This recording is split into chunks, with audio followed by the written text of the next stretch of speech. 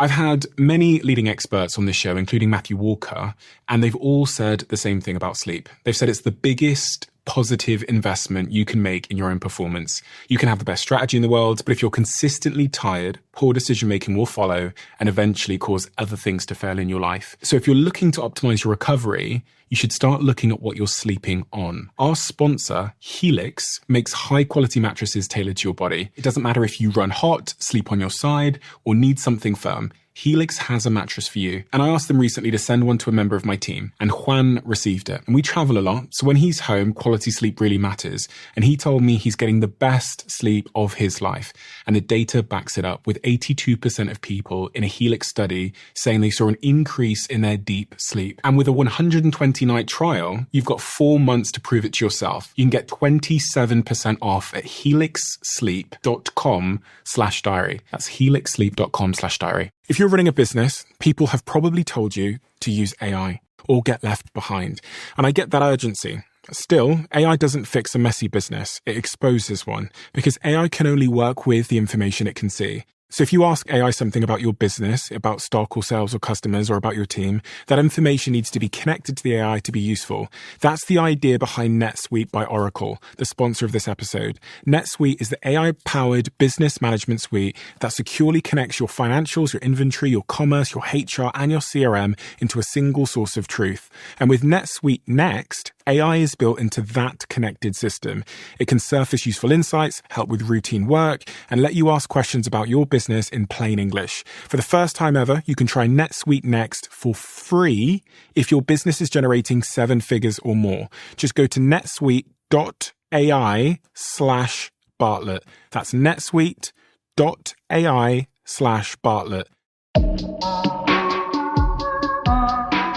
If someone has an ambition to be something, if they have the ambition to be, a sports star, I know you've worked with a lot of athletes and you've worked with business people, or they want to start a business, what you tend to see, and what I tend to see in my inbox, is a lot of people with intention, but there seems to be something preventing that intention from turning into action or like behavior. Into an achievement. Yeah.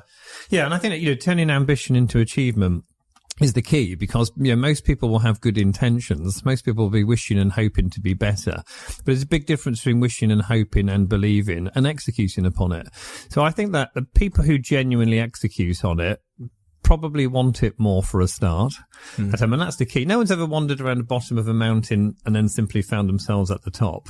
It does take that determination, the resilience. It does take the ability to execute upon ideas to drive success. So I think the key is the desire, which is fueled by having a purpose, a mission, a vision towards what that end goal should look like. A lot of people can't quite, they say one thing. They say that their purpose is to go to the gym. Yeah. For example. We all say one thing and do the other. Yeah. And why is that? Because it's sometimes hard to distinguish with someone whether that's their real sort of desire or whether they're kind of like virtue signaling to themselves that they want to be something, or, they want to start that business or become an entrepreneur, get a six pack. But then their actions show that quite a different story. So I always wonder that with some of my friends. I always think, do they actually want that, or are they just... It's very easy to say that this is what I'm after, and much harder to do it. And I think one of the reasons why is because we have to invest, we self-invest. So we probably want these kids at school who are great footballers at 14, 15. You think, you know what, they're going to make it. They're just brilliant. They're going to make it.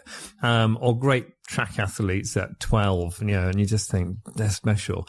But they don't make it. And the reason why they don't make it is they don't self-invest.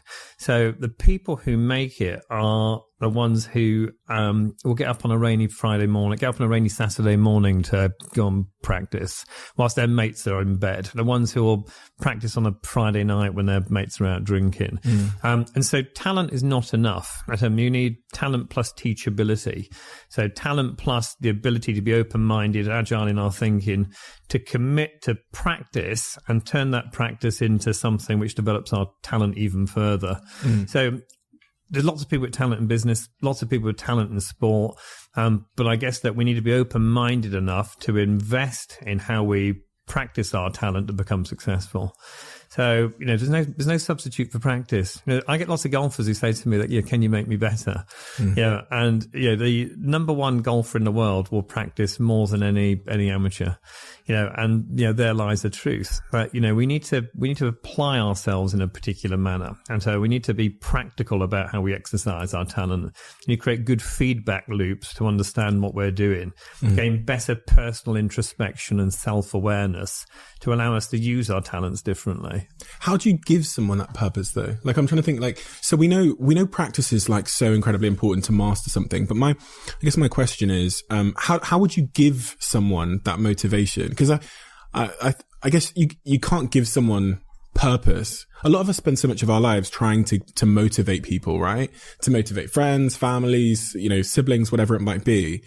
And I'm wondering if there's a thing we can do as like loving friends or whatever to give someone that kick. Yeah. So, a couple of points, I guess, on that. In regard to discovering purpose, it can't be done for someone. So I always say purpose is never achieved. It's attained on a daily basis. So the mistake that people make with purpose is they confuse it with an end goal. So here's my purpose, and they have this vision statement of what they're seeking to, achieve or create, whatever it might be. And they get practical and tangible about it. But purpose isn't that. Purpose is achieved on a daily basis. Purpose is never achieved. It's attained on a daily basis. And this is why Tiger Woods keeps working. This is why Warren Buffett keeps working. It's why Richard Branson keeps working. It's because it's never achieved. It's attained on a daily basis. So I think that, we need to find something which is purposeful to us. And then we need to lose ourselves to it on a regular basis. So once we start to become more purpose driven and express ourselves in a particular way, I always say being a good colleague, being a good business leader, being a good sports person is not seeking to impress. It's about seeking to express and be ourselves in the context of our work. So once people can find that within themselves, then I think they can direct their energy and their focus in a particular way and become much more purpose-driven in how they go about their daily activities. But you can't give someone that purpose. It has to be theirs. And I think life is about timing. I think some people find that very late. Some people find that very early. And it makes no difference. We're all individuals. In regard to helping other people make change, we're almost too quick to go towards behaviors. So we tell people to be different all the time. Tell our team members, you should be more collaborative, guys. And tell guys, you need to be more innovative. And tell our children to keep their rooms tidy. So we're constantly talking to people about behaviors. Say to our friends that you should give up smoking or eat healthier, whatever it might be. The only way in which you change actions is by changing thoughts. So we think and then we feel and then we act. That's how we work.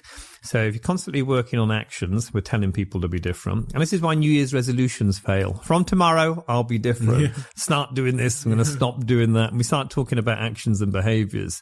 We need to go back to the precursor of all our actions, which is our thoughts.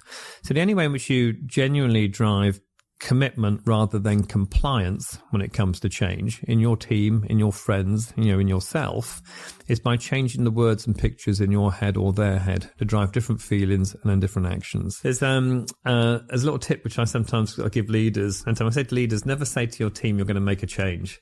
You say to your team you're going to make a change, they won't like it. Say to your team, I'd like to try an experiment.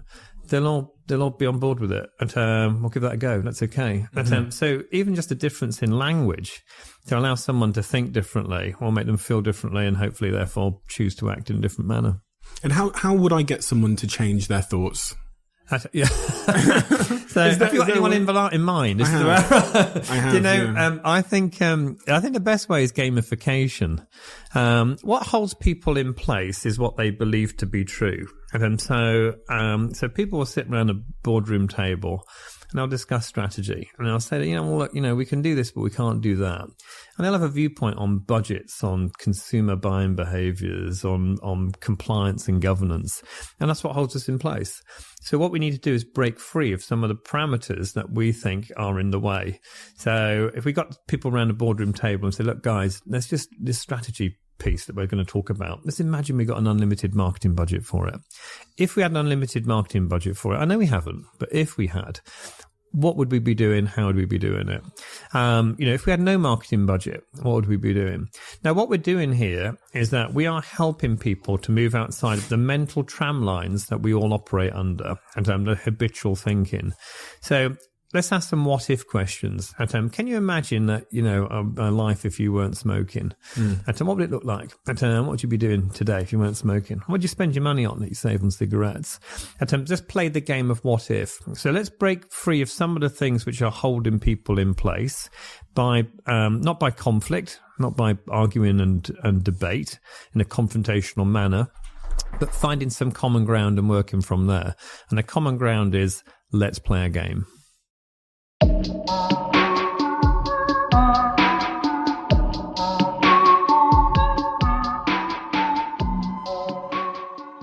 If you're running a business, people have probably told you to use AI or get left behind.